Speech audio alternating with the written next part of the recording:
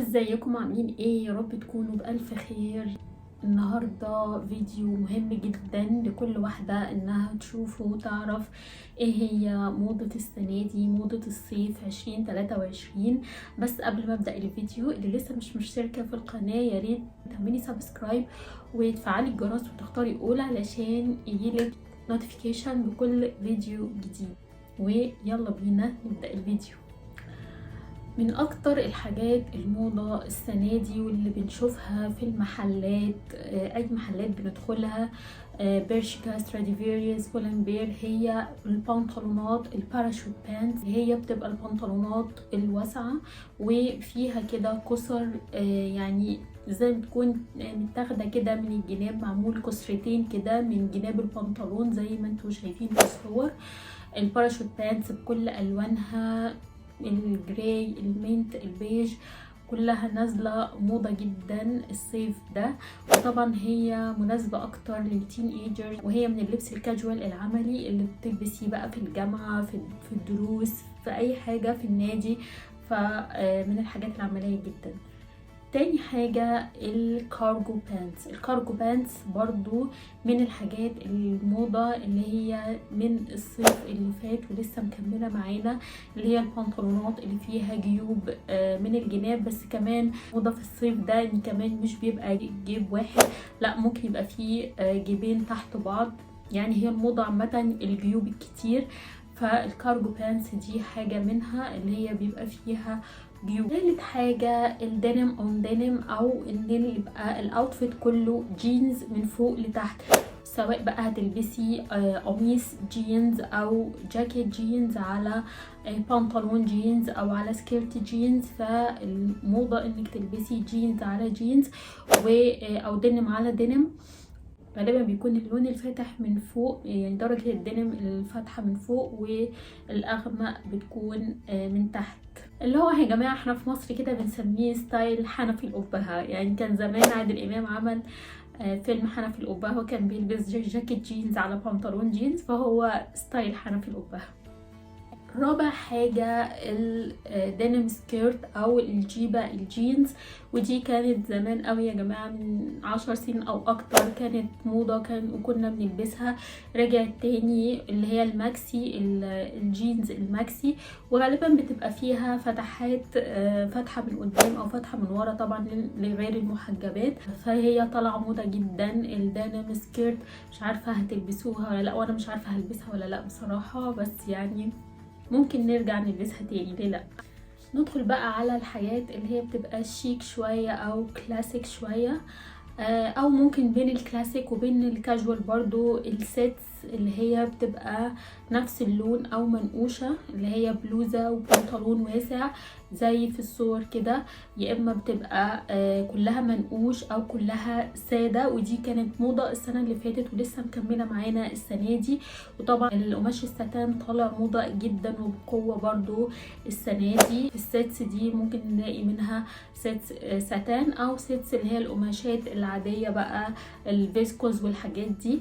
فهي طالعه موضه، والموضه دي طبعا بتخدم المحجبات جدا. يعني احنا يا جماعه ملاحظين ان الموضه بقى لها فتره فيها حاجات كتيره جدا تليق مع الحجاب، فدي حاجه كويسه جدا بالنسبه لنا ان احنا نبقى محجبات ومحتشمات وفي نفس الوقت بنلبس على الموضه ونكون انيقات. ثالث حاجه الفيدر او الحاجات اللي فيها ريش. هتلاقوا البلوزات او السيتس زي في الصور كده، الاكمام فيها ريش، البنطلونات فيها ريش من تحت. ودي بتبقى حاجة إليجانت شوية، يعني بتبقى محتاجة لبس معين، مثلا تكون طبعا خروجة اكيد تكون بالليل، او تكوني رايحة مناسبة زي عيد ميلاد او خطوبة. موضوع الريش دي حاجة انيقة. بعد كده عندنا موضة الورد، او اللي هي تقريبا وردة الاوركيد.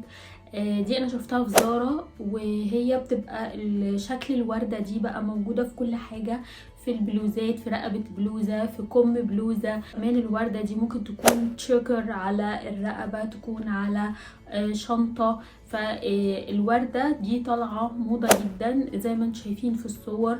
بتبقى البلوزة نفسها عبارة عن وردة، فدي من الموضة بصراحة، من الحاجات اللي انا حبيتها جدا جدا. يعني حاسة قد ايه هي فيمينين وفيها انوثة كده وفيها شياكة، يعني بتخلي احساسك كده ان انتي واحدة ست كده أنيقة. فمن الحاجات اللي حبيتها جدا في موضة السنة. كمان الحاجات الجليتري أو الحاجات اللي بتلمع دي برضو راجعة موضة جدا في الشنط، في الشوز، في اللبس.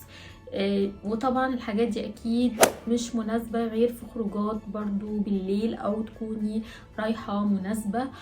فدي من الموضات اللي هتبقى حلوة في الحاجات دي. انا ما بحبسش قوي ان احنا نخرج بحاجات جليتري في الصبح، يعني ممكن تلاقوا الناس عاملين كده بس انا يعني ما بحبش الشكل ده. بحس انها حاجة مش مناسبة ابدا مع خروجات في النهار.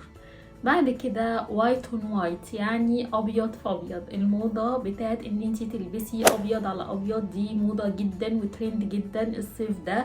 سواء تلبسي ست ابيض، بنطلون ابيض وعليه البلوزه بيضه، او بليزر على بنطلون، او سكيرت وبليزر، سوت بيضه.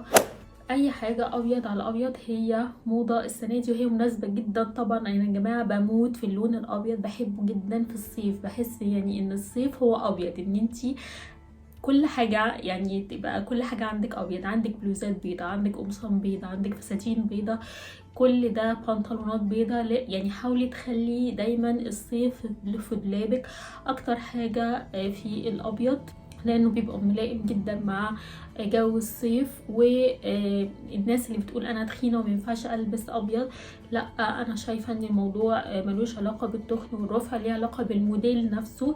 وزي ما اتكلمنا قبل كده عن شكل الاجسام، وتشوفي ايه الموديل المناسب لشكل جسمك، وملوش علاقه باللون قوي. يعني ما تخلوش اللون عائق، لان احنا في الصيف اكيد مش هنلبس اسود وبني.